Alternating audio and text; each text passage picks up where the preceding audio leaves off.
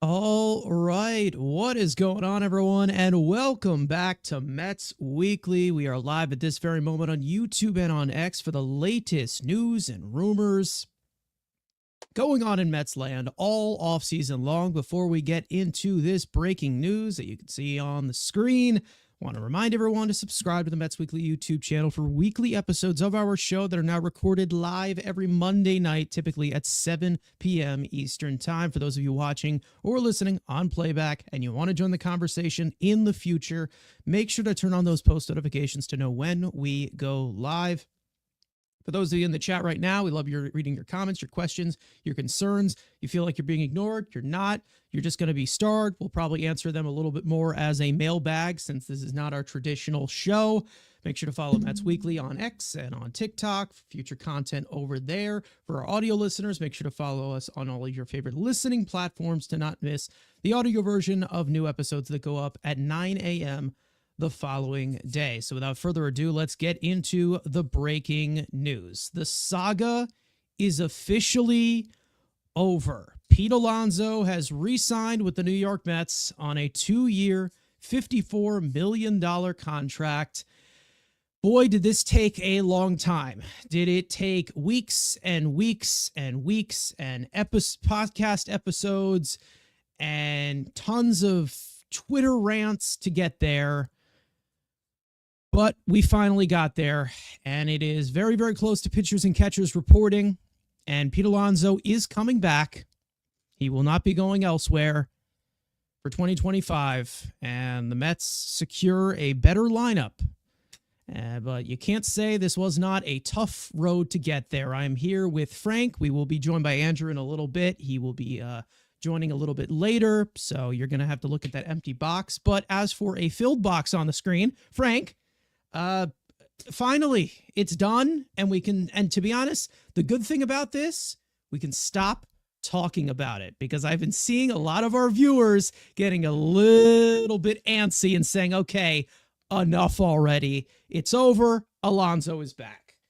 Yes, I mean, this lineup looks a whole lot better now. This is a big question mark that has now been answered, and I'm just very happy they're able to get it done. But I think, you have to start off with, we talked about Pete Alonso, like you said, for months, and one of the things we said was, the original extension they offered him before Stearns was here, 7 years, and he takes a 2-year deal.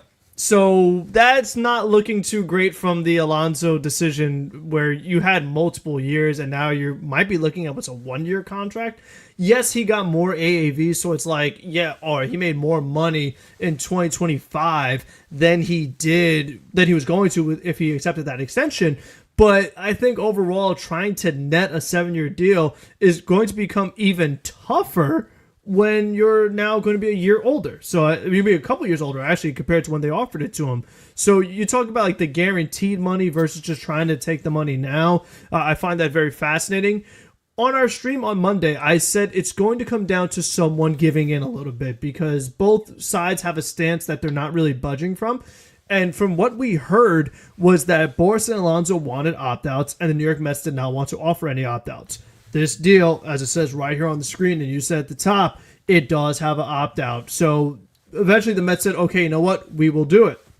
And there was a report that the Mets also offered a 3-year deal in addition to the 2-year deal. They stuck with the 2-year deal. Now, one of the things I found very interesting is that the New York Mets are giving him $30 million this year, which will make him the highest paid first baseman in all of baseball in 2025. So he got the highest AAV, which is something that a lot of players shoot for. I mean, that is something that is kind of a sweetener that a lot of times will get a deal done. When you say that you're going to be the highest paid player at that position, that's something that a lot of players will say yes to. So that was a smart move by the Mets. However, if they don't want him to opt out, I don't think that offering $6 million less in the second season is the best way to do that. Now, $24 million is still a pretty fair number for a first baseman, but I feel like if you're trying to prevent the opt-out, I don't think that was the way to go. If it was up to me, I might have actually done the reverse, where I offer him 24 this year and say, okay, well then if you want to stay with us, you do $30 million next year. Because what the Mets have found themselves in a situation in is that since the opt-out looks more appealing than staying, you're going to be in the same situation next offseason. Unless Alonso has a worse year than 2024, which would be hard to do by his standards because we know he's capable of being better. He's likely opting out, and you're doing this same song and dance once again next offseason, which, based off what Steve Cohen said at Amazing Day, that these negotiations have been horrible and it's been so difficult, I didn't think he'd want to do it again right away. But, I mean, they're able to get the job done. He is a New York Met, and it's a one-year deal, basically, so it does not affect long-term flexibility.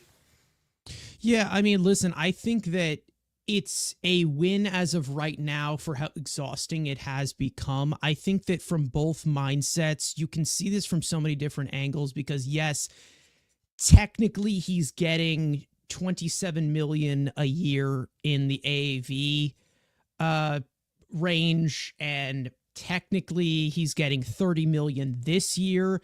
To me, I kind of just see it as the luxury tax hit as to where it's going to be $20 million to the luxury tax hit. And then it's a $4 million raise if he wants to take it, because along with the signing bonus, if you're talking about total cash, Juan Soto, different situation. He's getting paid $121 million this year in total cash. With that, I mean, that's money that you can freaking live on for, like, I don't know, 40 years. And he's just getting that in 2025. So I think that from multiple angles, it's a solid deal overall. To get him at $20 million to the luxury tax, I feel like that probably benefits the Mets, kind of putting in themselves in that position with signing Minter and Winker in that supposed pivot that maybe he's possibly gone. Who knows? But I think that, right now they kind of constructed this into a way of, there's keeping their options open. And, right now, yes, there is this big song and dance with Pete Alonso, possibly next year if he has a good year. Personally, and this is a different story, and I'm not going to elaborate on it. I don't want to take anything away from Pete Alonso. Personally, as the clock continues to strike to very, very close to February 18th, I really could care less where Pete Alonso goes for 2026, because exactly who we are focusing on for 2026. Unless Pete Alonso repeats 2019, which is also a good thing for us. He can't without a juice ball. Even without a juice ball, if he repeats even 2022, yeah, it's possible that we look like World Series contenders. I mean, you don't know. Andrew, speaking of World Series contenders, because I know that you have won a lot. No, that was Tony La Russa. But anyways, Andrew, your favorite player is back. One of your buddies. How does it feel to be wrong? Because you said that he was leaving for the KBO. So what's wrong with you? Well, I know. Going on? I mean, yeah, I'm happy it's over, and God forbid, it's gonna happen. Kids are, they're screaming. Polar bears are now being breeded in New York. Everyone is ecstatic, as you should be, and it's a 1-year deal, pretty much. Yes, there's the option, but again, like you guys have said, if everything goes well and he goes back to that 2022 form, go test the market again next year. And if that happens, like you said, hey, maybe we got a shot against the Dodgers. Maybe we do, maybe we don't. But again, just the fact that this is over with, we don't have to talk about this guy again until his first slump in April. And it's going to be great. I got a month and a half of never saying or caring about his name. He's in the lineup. Everyone, WFAN is happy. The kids are happy. I'm somewhat happy, even though he's making $30 million this year. But who cares? It's $20 million and then a $10 million signing bonus. Who cares?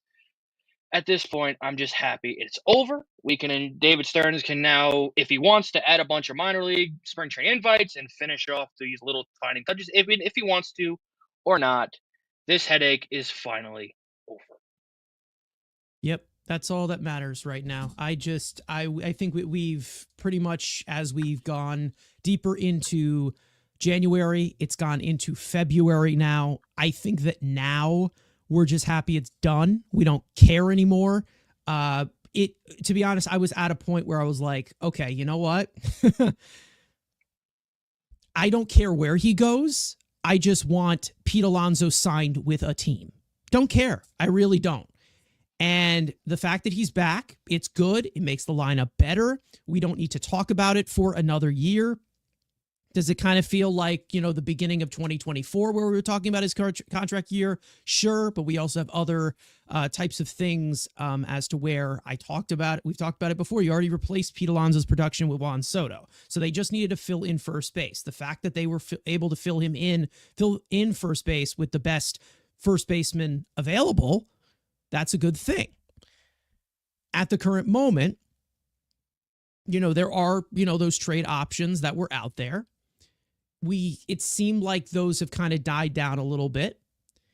And, moving in, and putting in a first baseman and filling in the first base position or filling in the third base position, that being the main thing. Truro puts it here. Brett Baty's gone now. Brett Baty's out of the lineup. Brett Baty probably is in AAA. Barring any injury, barring any crazy that happens, Brett Baty is not in the opening day lineup anymore. So that's a good thing. He probably is the first guy up after an injury. It happens. But again, that's kind of the way that I feel in this situation. Because I think looking forward, there is that guy going on to the free agent market for first base, who I think is more of the shift of focus with how we've seen Pete Alonso perform recently. Right now, my biggest takeaway is the fact that I don't need to see Brett Baty in the opening day lineup. And for those of you who believe in Brett Baty or not, I don't. I personally think he is one of the worst, one of the worst, first round flops, I would say, we have had in a while. I'm not going to lie. I think that I see nothing. There's some guys that I see high floor, high ceiling. Some of the draft picks, even, the from way back when, if you're talking about Gavin Cecchini, there was some kind of promise there. Baty, I see nothing. Baty, I absolutely see nothing. But hey, I don't need to worry about that, at least for now. Anyways, Pete Alonso is back in the lineup, of course. We will get into some of your comments because we got some people coming through excited about the news. Aaron Judge, MVP, Yankees fan in here, or loyal Yankees viewer, saying congrats, saying it always felt like New York was the spot. Toronto was just a springboard, in my opinion. Made mostly zilch sense there. I think that it's more of just the way of desperateness for the desperation of the Jays to sign star power, because they're running out of relevance as of right now with the question of Vlad Jr. right now floating over their heads before he gets to free agency. The thing that I think really kept them in there towards the end was it seemed like Pete Alonso was just as desperate as the Jays, which was the main reason as to why it seemed like the only competition. But it didn't seem like Pete wanted to go to the Jays. We talked about this over and over and over again. He wants to come back to the Mets. Desperately, he wants to come back to the Mets. We've talked about it throughout the entirety of the offseason. He was coming back whether he liked it or not. I said it over and over. And even when we saw this pivot or this, that, or this, we've said it over and over and over again. Pete, go get a better offer. He never did. He never did because he wasn't going to. Because the Mets were the only team that valued him more than any of the 29 other teams because of what he did here. And I feel like they dragged this thing out and they, hung this thing out to a point where maybe they were a little bit too generous with the way that he has been producing recently compared to what he was doing at his peak. Obviously, there's, some concern there, but the Mets stood their ground. And I was really, really happy with how they handled this as compared to some Mets fans who are just like, Cohen's got the money, spend the money. What can you do? What can you do in this type of situation? And now we can go off to Port St. Lucie, watch baseball games that don't matter, and not stress. That's my favorite part of the year. March Madness, and then also I'm on a beach in Port St. Lucie, just relaxing, watching baseball that doesn't matter, seeing some young players, seeing all these other guys that are coming into the organization, and lightly filling in the roster in my head. So that's the way that I look at spring training, and now I can finally do that. I'm glad that this doesn't go into spring training. I am glad that the truck hasn't even left for Port St. Lucie, and this is done. I'm happy. I'm happy that it is done. We'll see what happens with Pete Alonso, how he does perform, because again, this is another big stage moment for him. Like, this is another chance. He got another chance here. So we'll see what happens. This is big for him. And, it's also big for the Mets too, which the lineup definitely provides a little bit more depth now, taking Beatty out and putting Alonso back in. And, it makes the lineup a little bit more dangerous. Let's just say that. And if somebody certain was not here, we probably would have an even better bat here as well, in addition to Alonso and Soto. But what can you say? Frank, I can swing it back to you if there's any comments that you want to point out, because I know that we've starred quite a few of them. Yeah, no, we have a lot of people. I mean, like I was saying in the beginning, there is a good chance that Alonso does, in fact, opt out, and you made a mention to him. But the hope is that, like, if somehow the Mets got good production at first base this season while still getting Vlad next season, I mean, that would just be perfect timing. I mean, that really would be the best case scenario.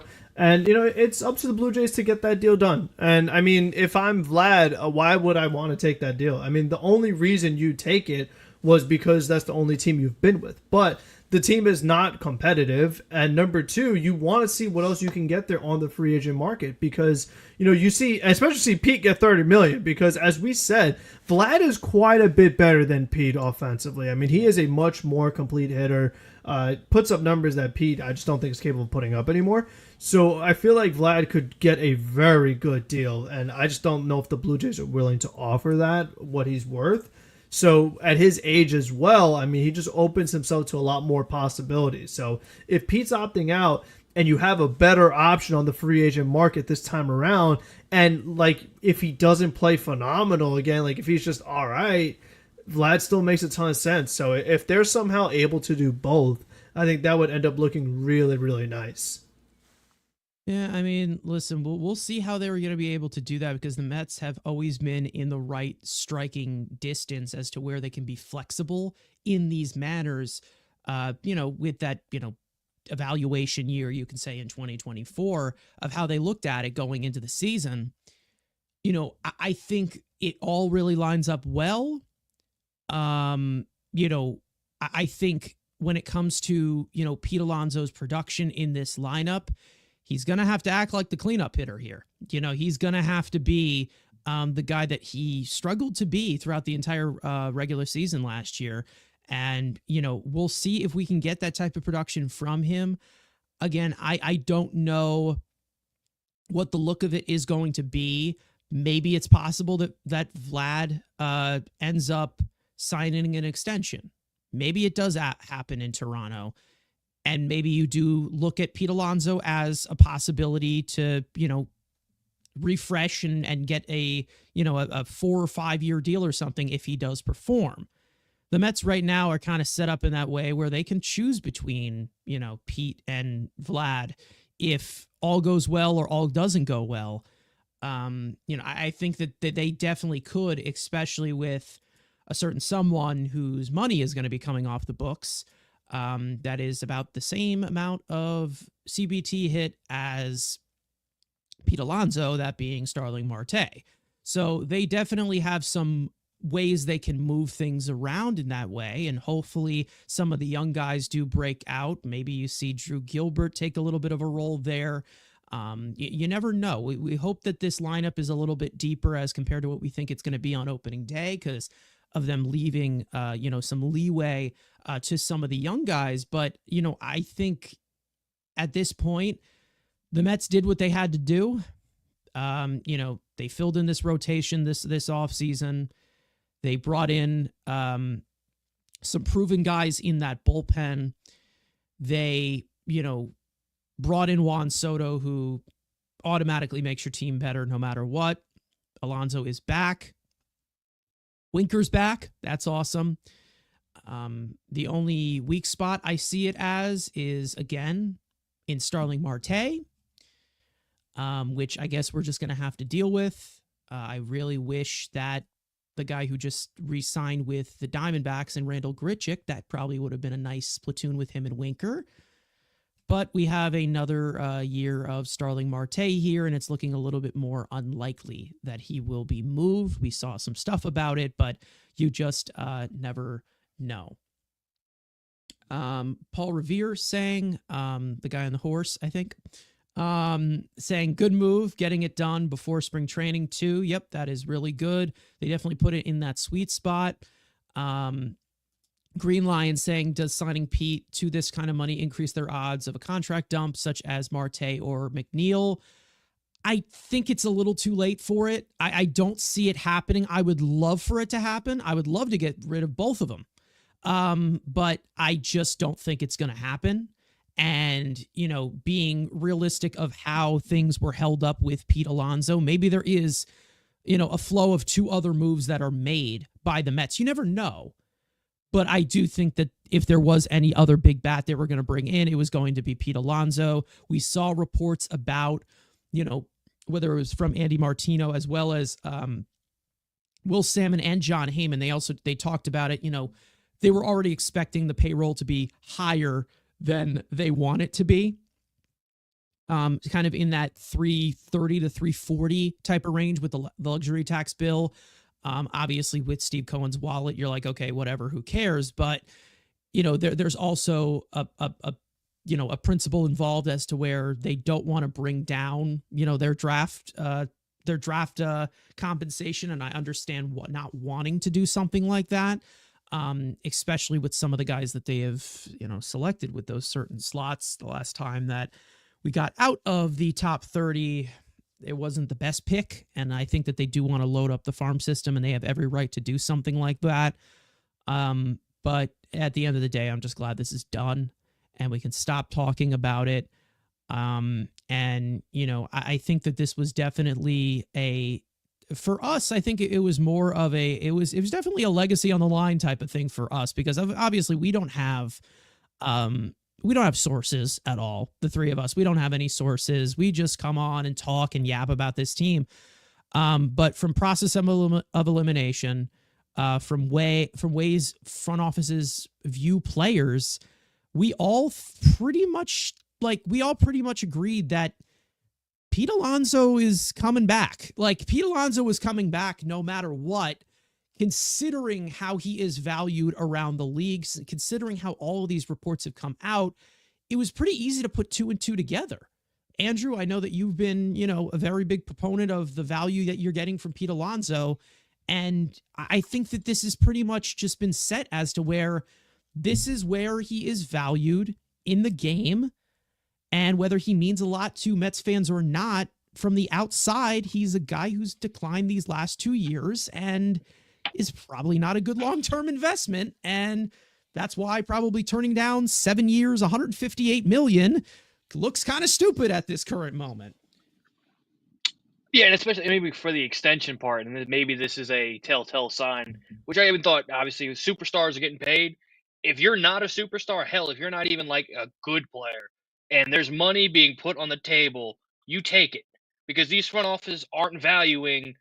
All right, you're solid. Like, okay, like, do you have good parts of your game? Yeah, sure, but you're not. You know, the years of average guys getting 7-8 year deals, that's done. So, to a point of, if an average guy gets an extension, you better damn well sign it.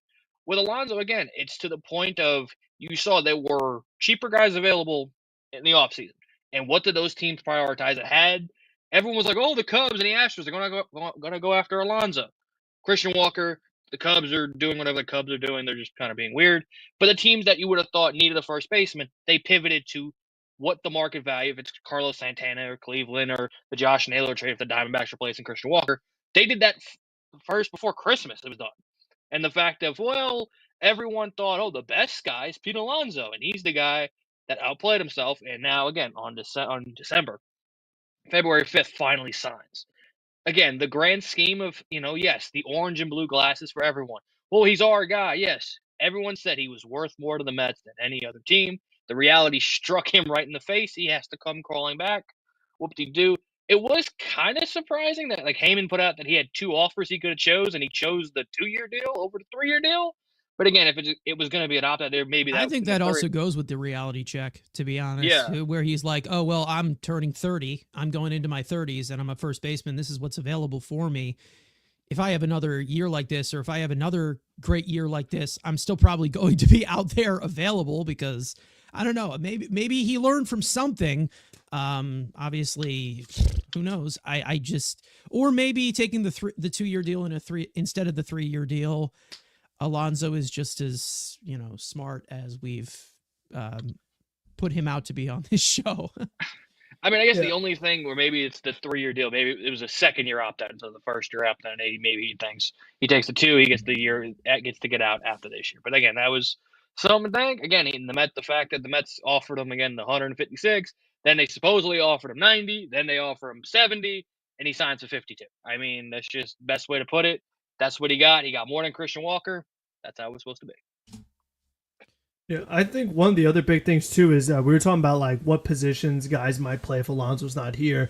There was something that Winker might have gotten some reps at first base, and if that was the case, then you could have made the idea of Marte playing more. It becomes more of a possibility, and you avoid having to use Brett Beatty.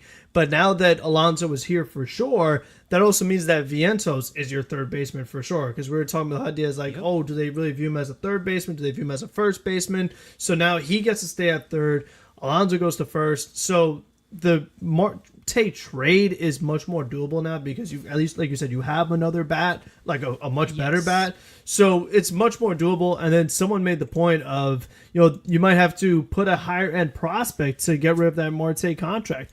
And I think that's fair because we saw that the Mets did try to do it and no one's taken it so far. So if you really want him off the team, that's what you're going to have to do. And I think also from the standpoint of, we talk about like how does your roster fit and like making the most out of your bench spots. For Marte, he's not stealing bases. Like we said, he's not stealing base anymore. He's not providing power. He can't play center. He's not great in right. So it's like, what is he actually giving you on your bench? Now, they are yet to still get that right-handed complement to Winker. So I think until that happens, I guess he's here. Or maybe they would around like they trade him and then get the other player. But similar to what we were saying is that like a lot of guys are gone. I mean, off the top of my head, it's like Duvall is a pitch like a part-time player. That could maybe like it's possible, but I mean they might have to add a little more to actually get him off the books, or maybe pay off more of the contract like they had to do McCann, like literally pay most of it to then have someone take him. Yeah, I mean, I don't really know what this is going to look like in, transaction wise first, even before you get to Starling Marte, because they are at 40 man on the roster. So we'll see, when this does become official. I think maybe I don't know who it's going to be. Azakar. I feel like he could be gone. Azakukar? Yeah. I think he could be gone. Yeah. If I had to guess, he's like infield, outfield. Because they already DFA'd Luis De Los Santos. Maybe it's Jared Young because he's a split contract. So, and his position's really first base, so could be. Probably makes sense in that way. Yeah. So yeah, we'll see. We just never know what they're actually going to, look at in terms of forming up this roster. I don't know, if there is any other moves on the way. I don't think that there are, but you never know. Like there could be a trade that does happen, but I just feel like that's going to be looked at as icing on the cake at this point. I feel like, those two players here that are blocking a lot of opportunities at the current moment, those two players in Marte and McNeil, plus the luxury tax that they are pushing as well with their salaries, I feel like it probably would have been a little bit more flexible to happen.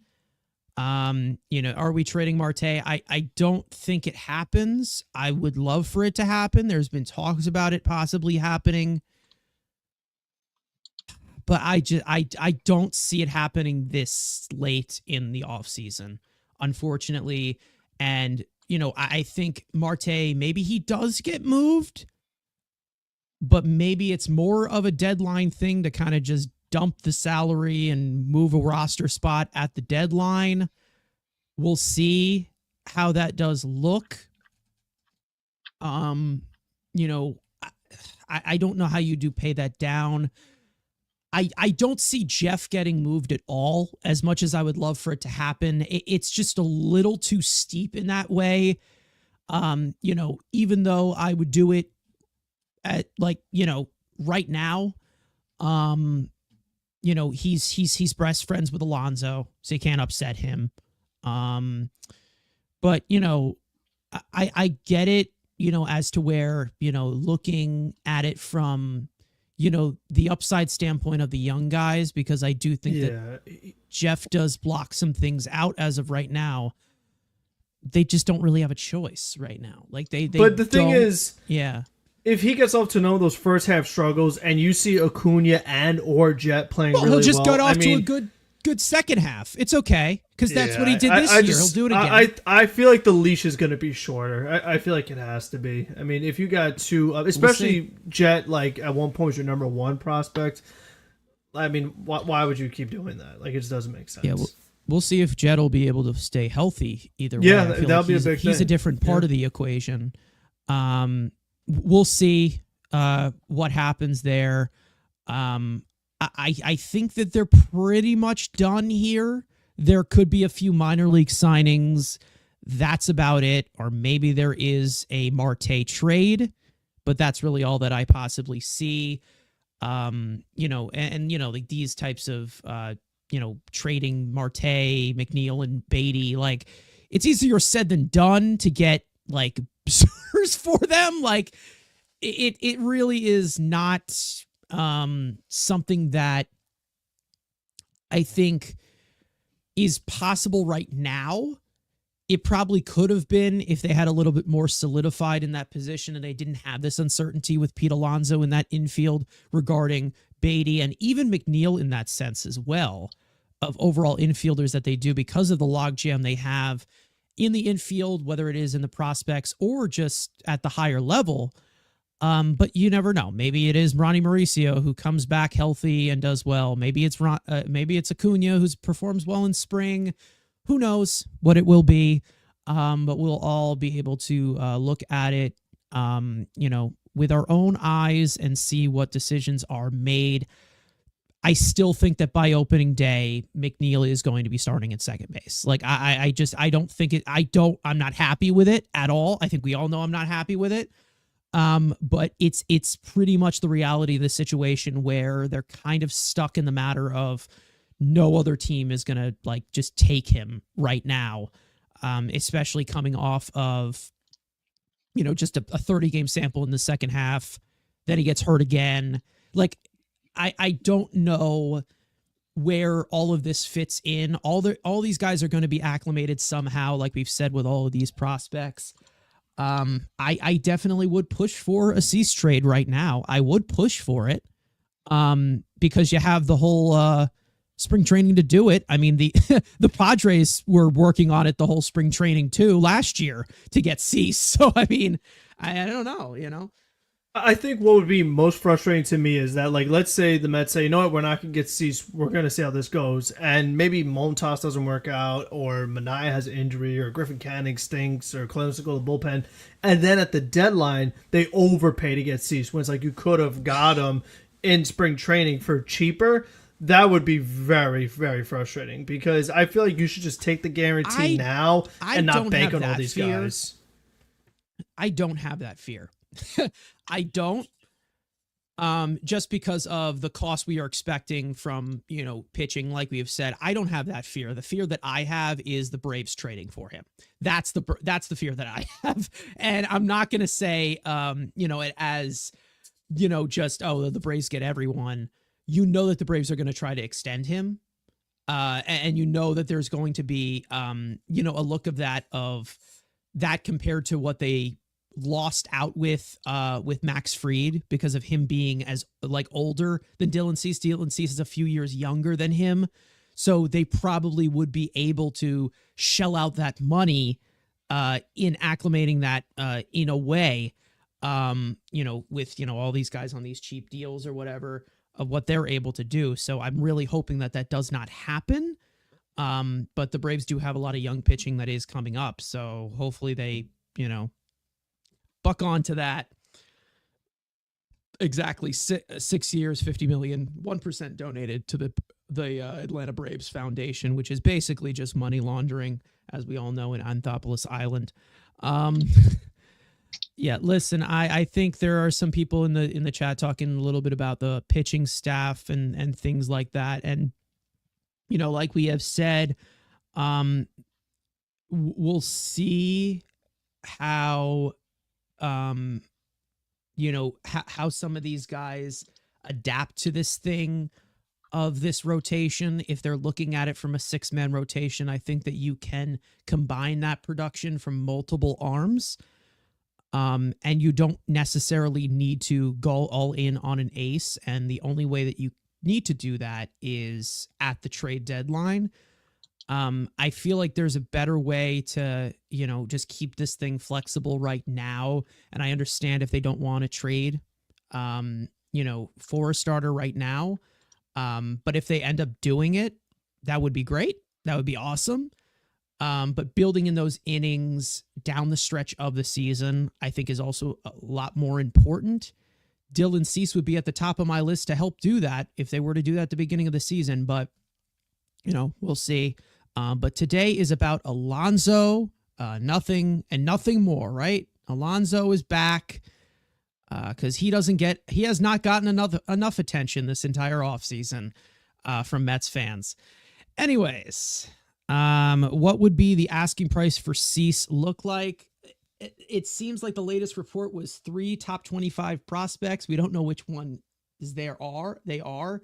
Andrew, you said something about them liking our prospects more than the Cubs, something like that. I don't know which ones we're all specifying here. You know, I try not to get very globally attached to pitching, just because of how easy a pitching career can go so quick. So that's the main reason as to why I'm not looking as to where I have to go in on this entire pitcher and not be flexible in that way. You know, right now they have this rotation built around, you know, some deferred money with Sean Manaea, of course, where he's getting number 3 starter money. Kodai Senga, healthy, he is your starting pitcher 1, and he's making $15 million a year. He's going to be here for that entire 5-year contract. I think that this rotation is going to produce a lot more than people think it will. And you call me crazy. Andrew's laughed at me before at that, because there's not the sexy picks right now. But I do think that this will be addressed somehow, and it will be acclimated somehow to where, you know, the way that they want in that kind of regard. Nick's saying that the Mets are obviously over the 3rd tier Cohen tax. We should just trade for Cease and fortify this team as much as possible. We are already going to be penalized. Why not go full throttle? It makes sense to want to do that. I get it. And again, the one thing that I do, you know, argue in that sense is, yes, there is an all-in button that you want to push right now with Pete Alonso only guaranteed to be here for 2025. You signed Juan Soto. Lindor's not getting any younger. I understand it there. But I think that this team, it's kind of more of a mindset of it's built around Lindor and Soto right now. Alonso's seen as, you know, that third piece to that big, you know, to that big 3. And, you know, we'll see how they configure that. I think, you know, with 162 games ahead of you, I understand not wanting to trade for starting pitching right now and then being comfortable in that way and leaving some of the gateway and replaceable pieces, for some of the young guys, whether it is Sproat, whether Tidwell gets his footing in AAA, has a late season call-up. I get wanting to do something like that. But again, if this team at the deadline, let's say they are on pace for possibly, let's say 101 wins that Billy Epler got magically, right? Let's say they're on pace for that. I definitely push to get a starting pitcher at the deadline, no matter what the cost is. I definitely would look at that, and it all really just has to do with how these guys are acclimated to the roster. Also, a way of trading for a guy like Dylan Cease. The Mets farm system right now is not in the condition as to where it's looked at so fondly to other front offices, whether it ranks high or not, guys are in the top 100 or not. All of those, a majority of that top 10 that we had last year, they need to kind of get their value back up because of the injuries that they had last year. So it's probably more of the give and take with the trade talks right now. I think, yes, Sproat we'll see. McLean probably not. But yeah, we'll see what the look of it is right now of how they kind of configure this rotation. And I don't know how they, flip things around. But we'll see what the rest of the roster looks like. We're kind of running out of the filler positions. I'm going to guess that Jared Young is the casualty here for Pete Alonso. And they have a few other guys who may be on split contracts that maybe will clear waivers if you do send them down. But overall, I'd say that a majority of this 40-man roster, there's major league experience on here, and maybe you do get some quality upside somehow, aside from that second baseman we have that wears number 1 because he's so conceited. Right, Andrew? Right? Let's see. Stem saying Pete back. Meh. Listen, I love a good troll, but I think, to be honest, it doesn't really matter if he's back or not with the Mets. To me, it's the fact that this is over. That's it. I'm glad that this is done. I'm glad that we can move on. I'm glad we can talk about other things. We can also, later on this month, we can grade some off-season moves as well on our show. And we can talk about some, spring training headlines as well of what we're going to see going into camp. I'm just thinking, one of the good things, the fact that it's a 2-year deal and not just a straight up 1-year deal for $30 million, is that I'm hoping Pete doesn't press as much, because it's like, if he doesn't do well, he's still under contract for next season and he could try again. So it's not like this past season where it's like this is his only shot at getting a big deal. Like, if it doesn't work this year, he still has next year too. So maybe he's a little more relaxed. And again, like this time around, he has Juan Soto in front of him. So he really, we talked about the protection he had this past season, but it's much better now. You're talking about Juan Soto instead of JD Martinez or Starling Marte. Like, he's going to have a lot of opportunities. You have Lindor at MVP caliber. You have Soto in there. And then what I wonder is just like, where does Vientos fit in the lineup? Where does Nimmo go in the lineup? Because now things get a little different. I don't want to take Lindor out of the leadoff spot. And to me, I think Soto should stay in that 2 hole. That's where he was with the Yankees. As much as you paid him, he needs a lot of ABs. So you got 1-2.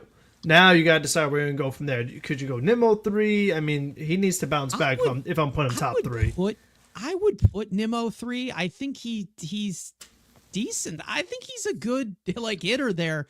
And then also you can really set up a lot of nice things for Alonso if he can start to drive in runs the way that he was able to do. Because you have Lindor who can steal you some bases, get on base, good plate discipline, just an all-around good hitter. Yeah, Juan Soto, who is basically a robot at the plate and will not swing at a single non-strike whatsoever. And then, you have Nimmo, who good pitch selection. We know he always gives you those competitive ABs. Maybe he does. Maybe he does bounce back. Maybe he doesn't. Personally, I think he's going to be fine, and people are just worrying about him from the health standpoint, and think that it's going to probably, shell off in that way. But I'm not really worried about the condition of Brandon Nimmo's ability to produce because his foot just went all fucky on him in the second half of the season. So if he feels good, he feels good. It all really just has to do with him staying on the field. That's literally it. I don't think there's really a concern of him. Well, is he going to produce? Is he going to bounce back? Like, because he's still, to me, he's still, Brandon Nimmo, and he does his Brandon Nimmo thing until we start to see a shitty trend in that way. I think that, Nimmo is going to be fine. And then just overall the data from Brandon Nimmo from last year, it still was fantastic. So it's not like, he's trying to bounce back and he needs to go back to something. But, last year he was hitting the ball harder than Pete Alonso.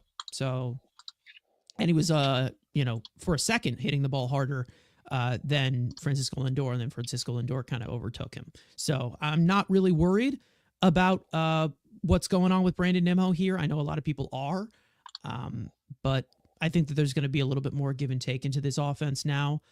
Green Lion saying Nimmo is underrated as a clutch guy. It seems like the postseason opponents were more scared of him than we give credit. And listen, I think, Brandon Nimmo, we talk all about Alonso. Some people talk about Jeff McNeil because of his accomplishments and everything, and all these homegrown guys. Brandon Nimmo has been Mr. Consistent. So, I think year in and year out, we've seen a really good player from him. And if he stays healthy, he's going to be productive. Yes, he's going into his 30s. But overall, I think, it's not something of my concern when you're, Brandon Nimmo, who's continued to prove this way and seems to go in an uptick anyway with the overall results that he was getting compared to what maybe was expecting. He was banged up for half of the season, a near 3-win season, no matter what. And it seems like projections have him even just at 50th percentile and not even in a full season to get back into that 120 to 125 bat. At 50th percentile. So at 100th, it's probably 140 or 150, considering how much of an off-base machine that he is, and considering how his power is kind of elevated later on in his career into his 30s. So we'll see what happens there. And here's a stat. If you are worried about it, here's a stat that'll make Frank smile here. It was a career high in runs batted in for him in 2024, even though he did not have the best season. So again, he came through. It's not something that you can say about the guy who has a picture on the bottom right last year. Listen, there's going to be hell to pay, let's just say, if Pete Alonso does not get off a good start. But like we've said, we are glad it's over. It's done. It's finished. Thank God. Yay. All right. Yeah, that was the big polar bear in the room, was to get that sorted out. Yeah. But they definitely went quite a bit over that tax. So that's why, Steve Cohen had said it from the beginning when it talked about the luxury tax was, if you're going to go over, you go way over. So it's like, if you're already in there, you might as well just kind of keep going, so to speak. I don't know if there is a draft pick hit yet. I think it all really depends on. Well, the draft pick won't be traded anyway, so there's no point in really worrying about it. You're just gonna stay there and chill. Yeah, we don't trade prospects here. We don't do that. All right. Well, every time we trade one, it's always the worst trade known to man, like PCA for Baez. So that's different regime. Can't do it. You can't do it. But there's more of a reason as to why these guys aren't getting moved. But nobody wants to hear that. I can't keep spoon feeding things in that way. But damn. Okay. We also have the NBA trade deadline going on right now, so we're probably getting in that way. It looks like Andy Martino has some death in his eyes on SNY. He really 10-yard line. What happened? Yeah. Derek Carr was the quarterback. That's what happened. Exactly. Steve Cohen came in with the pick six. Yeah. The Jesse Bates pick six. All right. Let's see. Nick saying great points. I see the roster now solidified with protection for Soto. We now have a setup man for Diaz and a more complete bullpen. Just worried about the rotation. It feels like that lives and dies by the pitching lab. Cease would really round out the team perfectly, giving us a bona fide ace. We could wait for the trade deadline to see where we are at. But right now, we just need to compete with the Cubs for Cease as the opposed to the deadline where it might be a dogfight for him. That is definitely the case for trading somebody like Cease. But I don't know how many bullets they want to waste on it right now for a rental. I think that's pretty much if he had 2 more years left, I think the Mets would be 100% more aggressive in that stance. Michael King, I think they just added like a mutual option for him, similar to what the Mets did with Chris Bassett a few years ago. But yeah, I think, I don't know. Maybe they do end up making a trade. Who knows? There was there was an expectation that Pete Alonso is going to sign elsewhere. So you never know if it's unlikely or likely. My thing too is that like if the reason why the Padres are trading Cease is a salary reason, they wouldn't want to trade him as much during the deadline because they've already paid half of it. Whereas now it's like you're taking the whole salary. So I feel like right now Padres being more of a rush to trade him, and if the Mets let's say have an injury, the Padres have the leverage because they're saying, oh well, you really need our guy now because your guy's out. So, and other teams are a hot start, another injury away from having more suitors available who have better farm systems than the Mets do and are much more aggressive in trading prospects than the Mets are. So it is so much easier to do it now than later. It is very easy to do it now and later, but I also see it as of more of a view for Dylan Cease's, if the Padres are struggling or if the Padres are not in that contention and they can't compete. I think that it's more of just the desperation to get something back for him because they know they're going to lose him in free agency no matter what. So I think that's the reason as to why they're probably going to end up trading him, but they kind of want to just cut salary as of right now, more of just because of outside situations. Luis Castillo is another guy that is something I would be all over right now to kind of give you that 1A, 1B with Senga because I don't think Castillo's not in, that upside level compared to somebody like Dylan Cease, who's a little bit younger. But Castillo would be a great pickup in my opinion. Still provides the stability, and what we're really looking for is the consistency and just not being a question mark and just durability overall. He would still fit that, but for Seattle, I mean, they're a solid team, so they have no reason to trade him yet.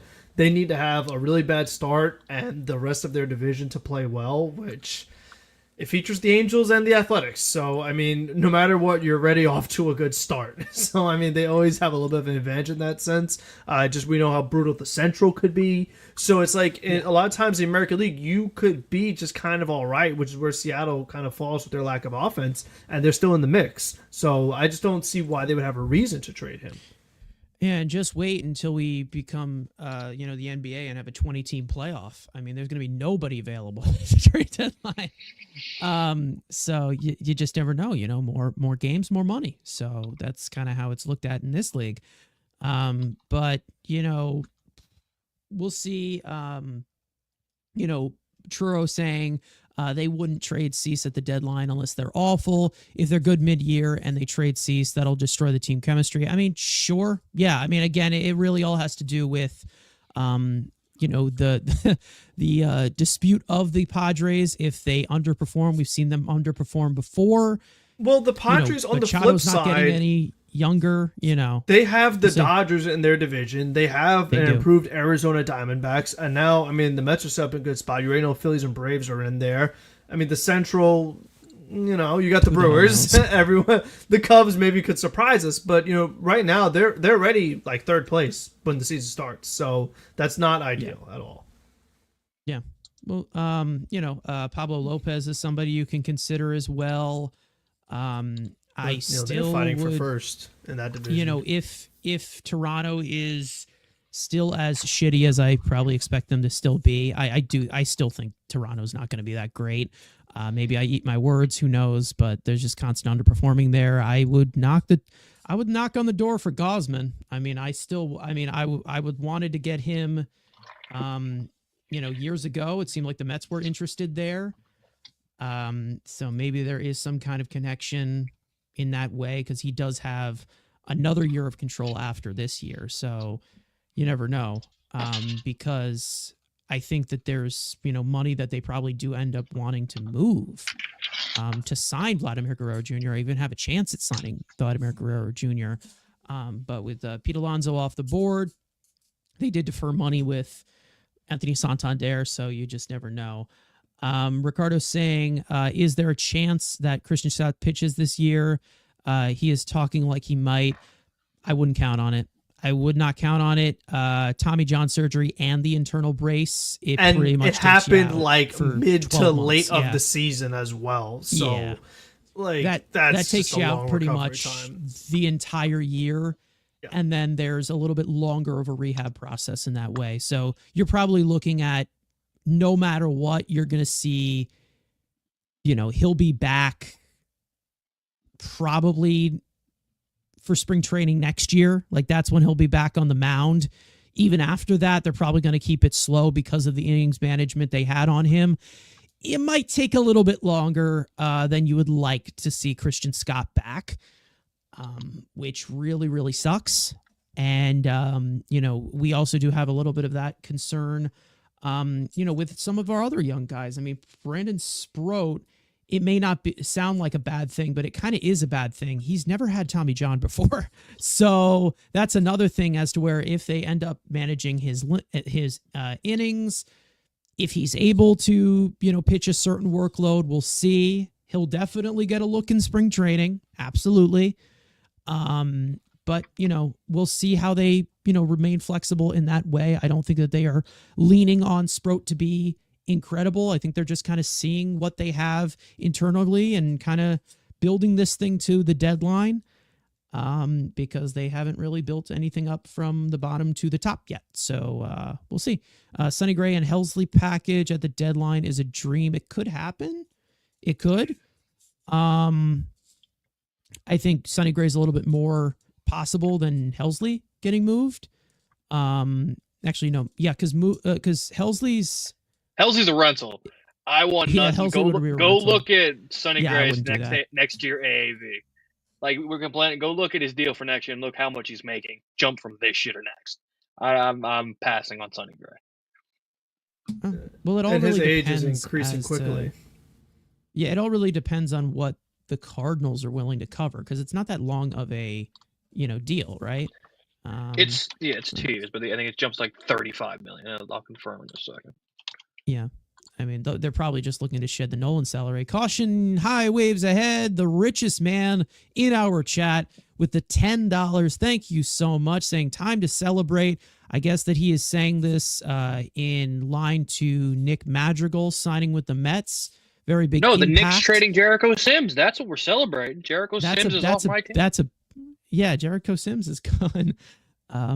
Yeah. Anyways. But thank you, Caution, of course. The very, very rich man spending money on these 3 talking heads. Do we still have Joey Lucchesi? No, we do not have Joey Lucchesi. He signed with the Giants. Yeah, he signed with the Giants.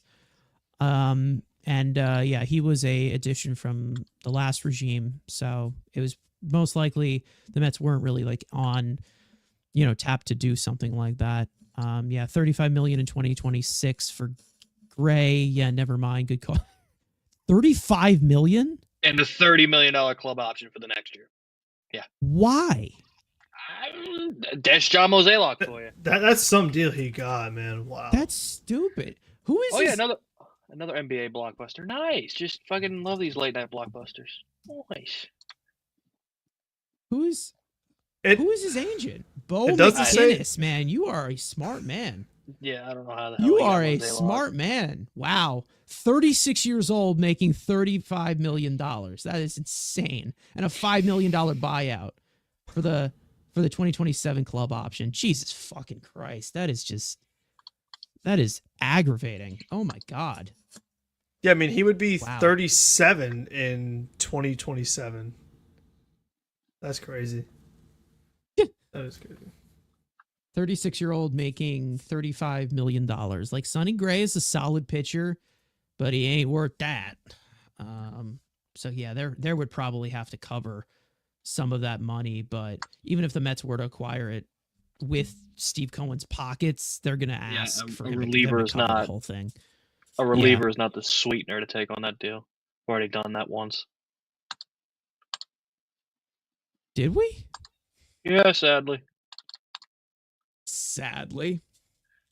we Excuse gave me, that him was the greatest thing to ever happen. And then we gave that reliever over $100 million. So, Let's see. What the fuck? Oh, Ingram. Ingram to Toronto. All right. Okay. You guys just Interesting. That's odd. Okay. Yeah. scared of Pete should have Osborne. hired Come on. Sonny's agent. Yeah. Brian Wu. That's another one. Yeah. Could happen. I don't know. It really is just more of a look of with the pitching, and people are not going to like this with how this position has become with an accelerated game. Develop your own arms. You don't like it? Develop your own freaking arms. I don't know what to tell you, man. I don't know what to tell you. But, yeah, Epler would have salvated over that Sonny Gray contract. He would have paid them to pay it. I mean, he would have paid double or something like that. He did something stupid.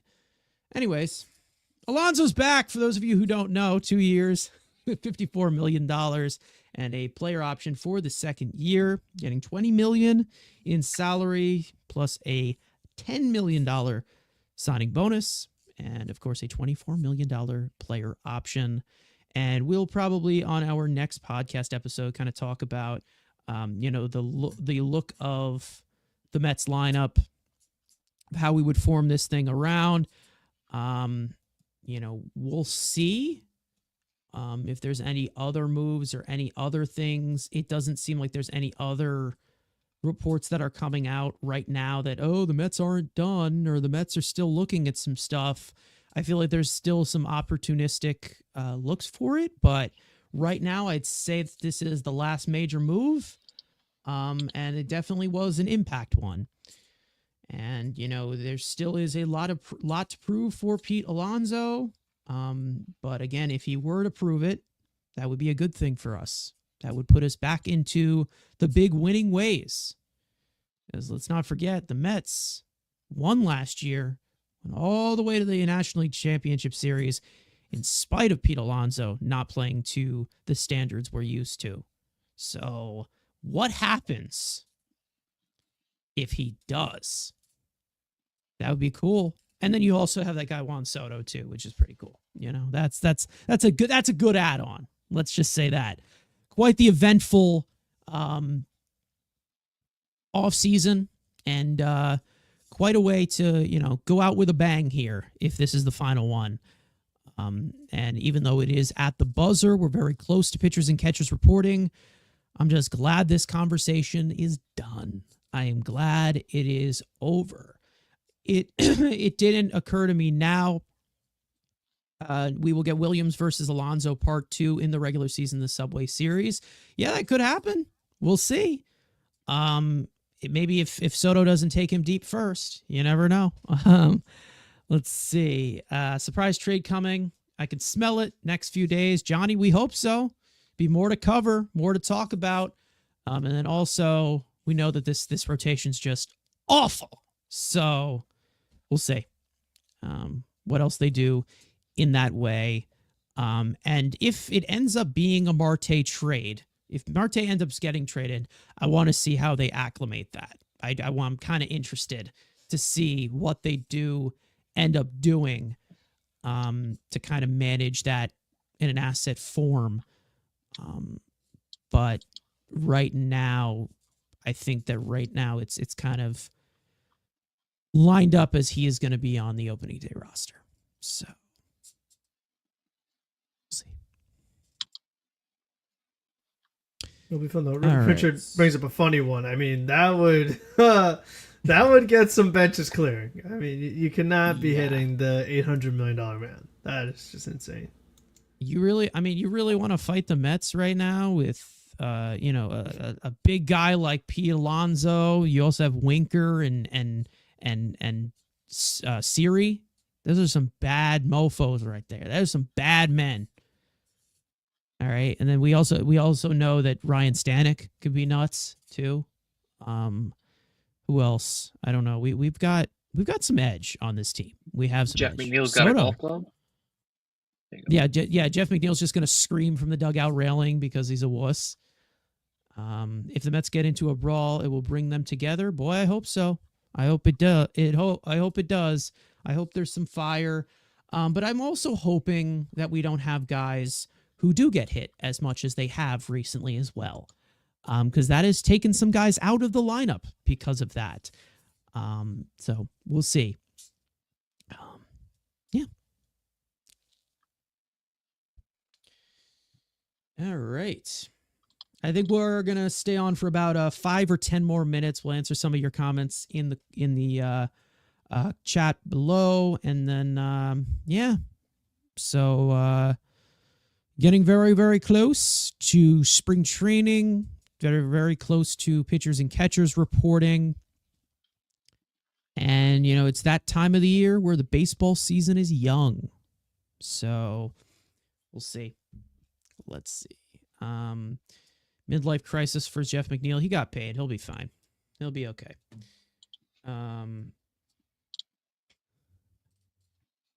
Anyways, let's see if there was anything that we missed on here.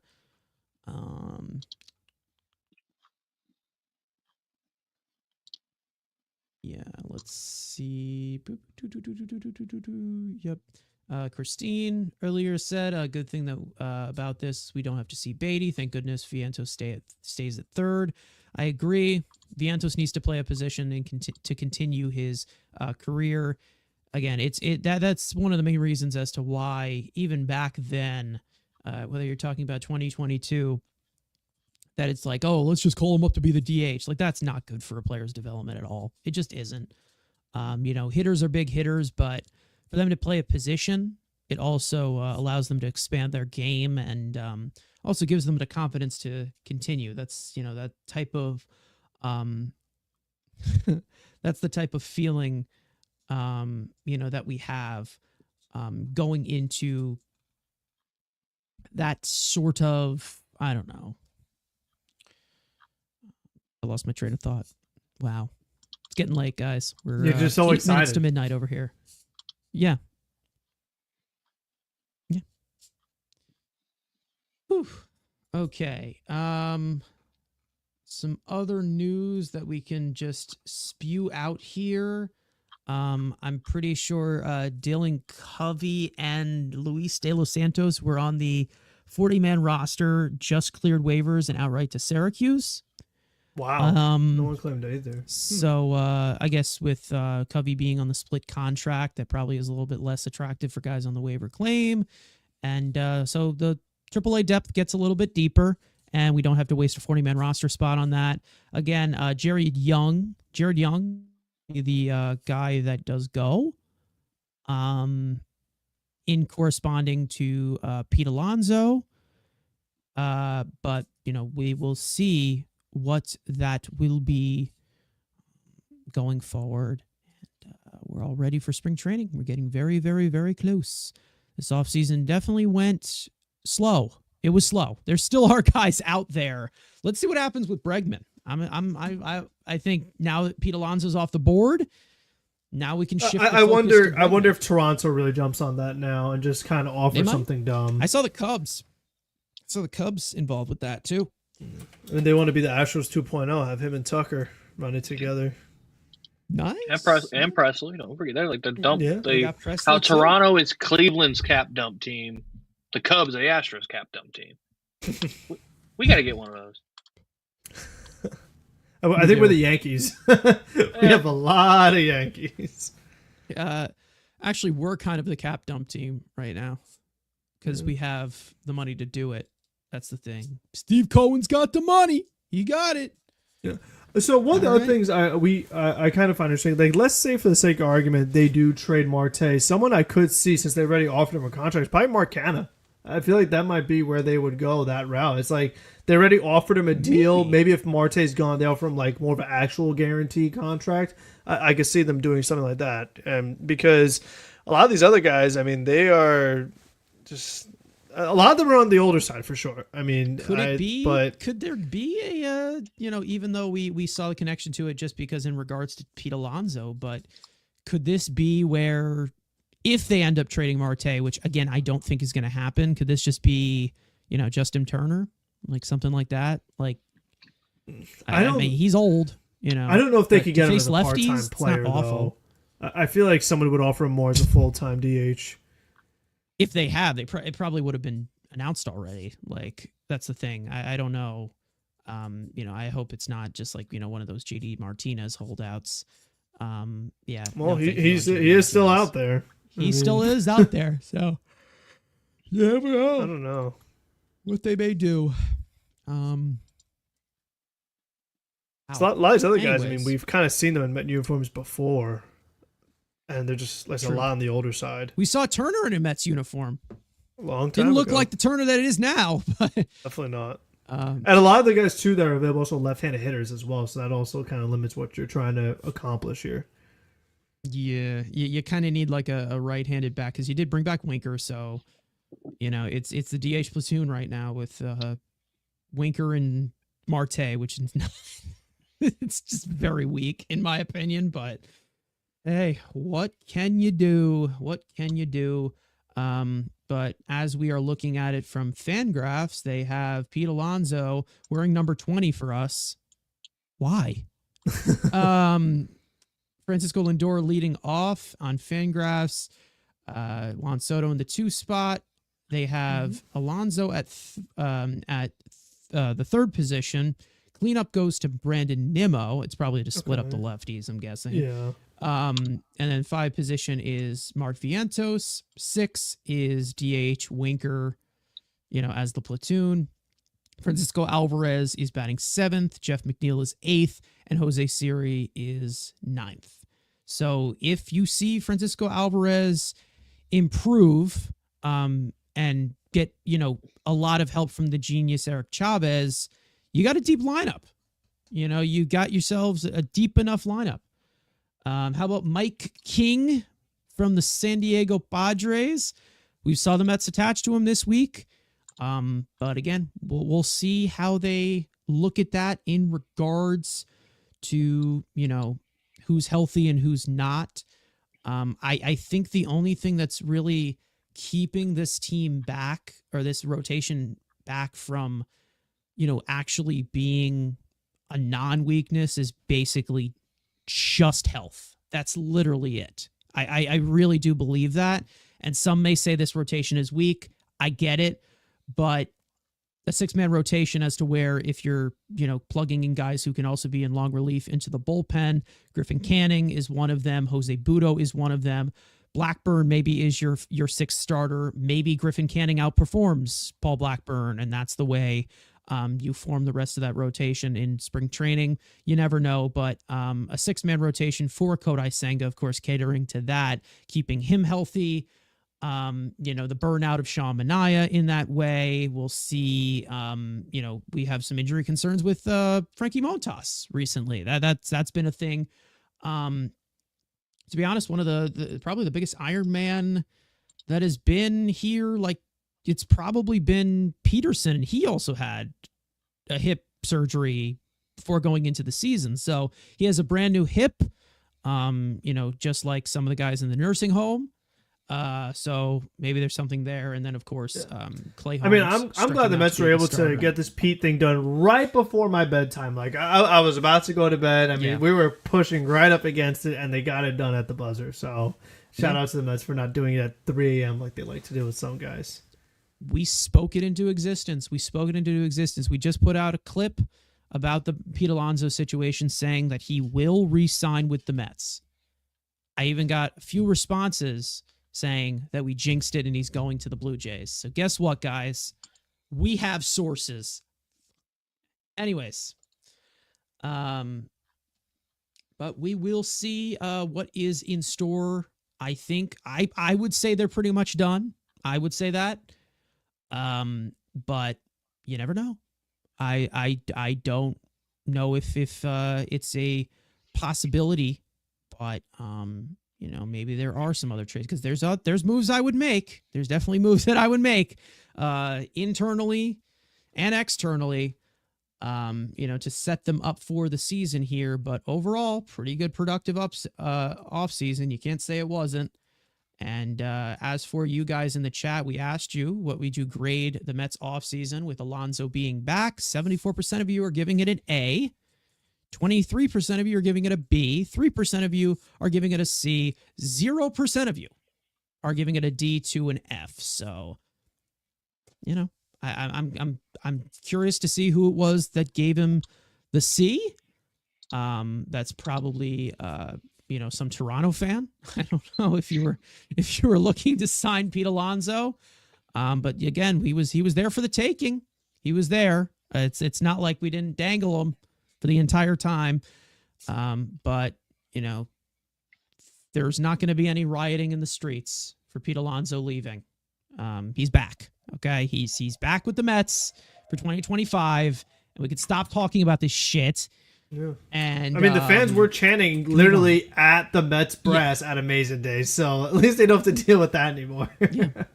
Yeah, that's the thing, and I think the ballsy move to address it as publicly as they did, the way that Steve Cohen said, basically called out Scott Boras.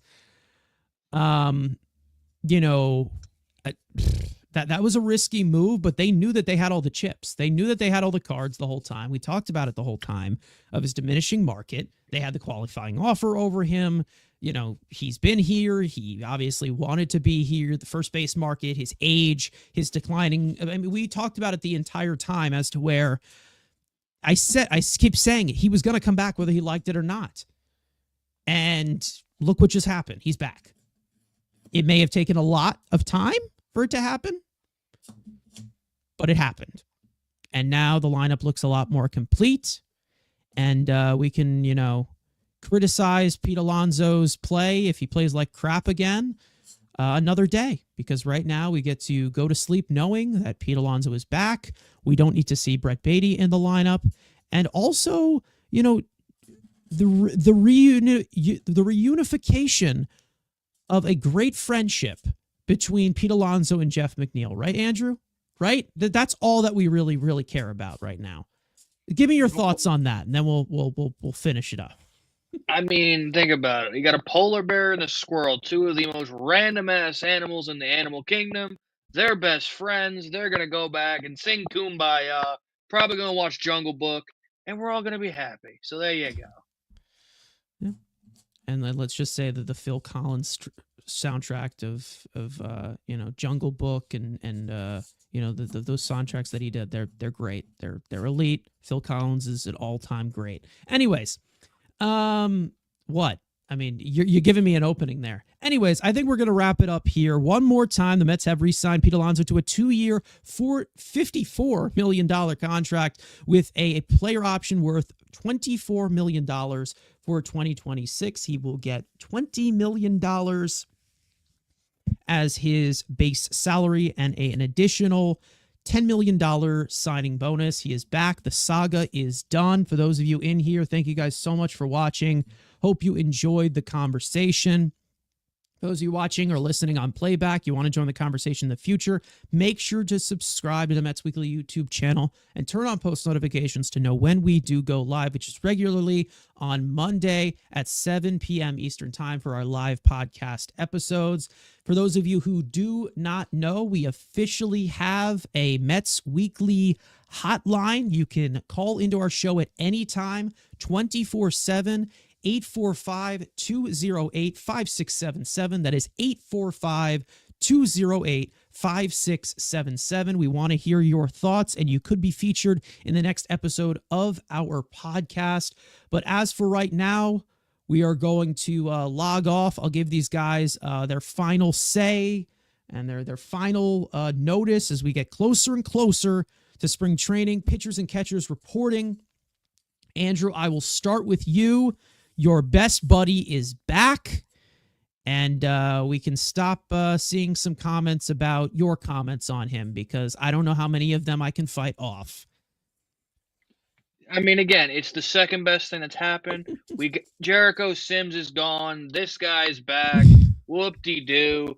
Go trade for Giannis tomorrow, Knicks. Go get Kevin Durant. You know, the NBA is going on fire. MLB, if free agency's happening. Life's good. I got chicken fingers I've been waiting to eat. Let's get this over with. Before I go over to Frank, Josh Heshka, the Submariner, was traded to the Phillies for cash considerations, had Tommy John surgery, came back, had a solid season in AAA, but maybe that was what the cash considerations did. They got us over the hump for Pete Alonso. You never know.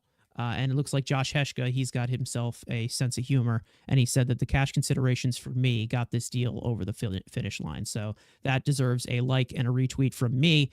Frank, I will go to you. Finally, you can go into your old man bed and relax because Pete Alonso's back. Yes, it's very important. I got to make sure I get to bed right away. But, I mean, the big thing is that, like, at least anything they do now in the offseason is basically a bonus. I mean, they've got their starting 9. They have their starting rotation. They have pretty much their bullpen. Like, they have a set team with the way it is. So now it's more so just like, if you get anything else, that's just gravy. That's just a bonus. Obviously, I love the starting pitcher trade. I mean, to me, that would make it A++ if they could pull that off. I feel like you really accomplish a lot. What I like overall is that they maintained most of what they had last season, but also upgraded and added some other things. So, I mean, they kind of were able to do both. I mean, one of the things, like, you see the difference between the ownerships that, like, 2015, we didn't really get much better after reaching the postseason. Like, we kind of went lateral in certain senses and kind of went a different direction, and it didn't pay off.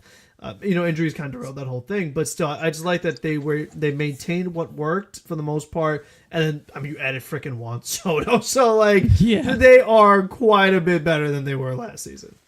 Yeah, even 2022, they kind of said, oh yeah, this team's perfect. They won 101 games. What can we improve on? They went farther last year, and they look to improve their roster.